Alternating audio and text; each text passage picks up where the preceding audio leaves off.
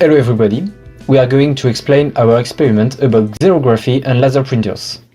Let's go. Firstly, we will present what it is, then its origin, how does it work, and finally its utilization.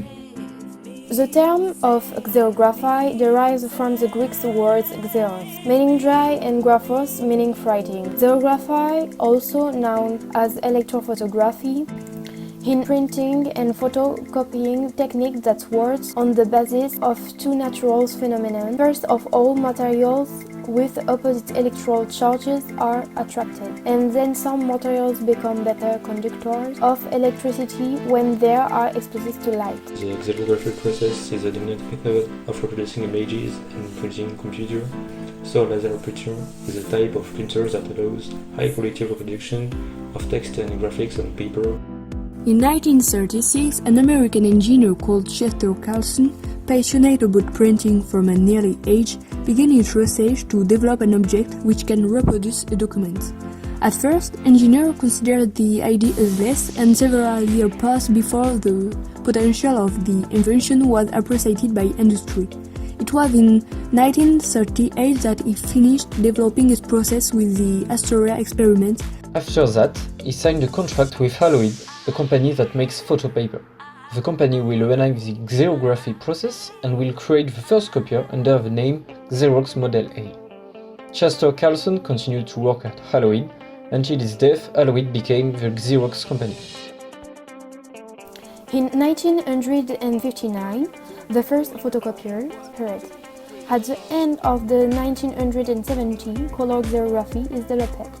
In a laser printer, there is a metal drum covered with selenium. The selenium coated aluminum drum sprayed with positive charge from a device called corrosion. Selenium is a photoconductor, so it's an insulator in the dark and a conductor in the light. Selenium forms a photoreceptor. In this second stage, the image to be copied is then illuminated on the photoreceptor using a scanning lasers, objectives, and mirrors. In dark areas, the positive charge remains. In locations where the image is light, the selenium becomes conducting and the positive charge is neutralized. In the third stage, we take a powder called a toner. It is a pigmented powder used to develop the image. The toner particles made up of dye and plastic resin have electrostatic properties. Toner has a negative charge so that it's attracted to the positive regions of the image on the drum.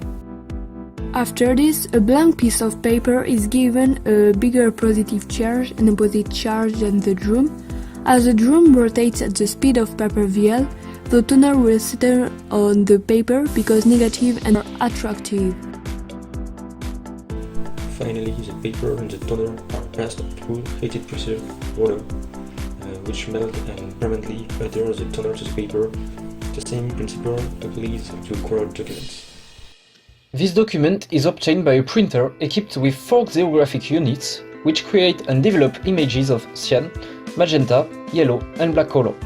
The superposition of these images formed by the powder make it possible to produce documents in color.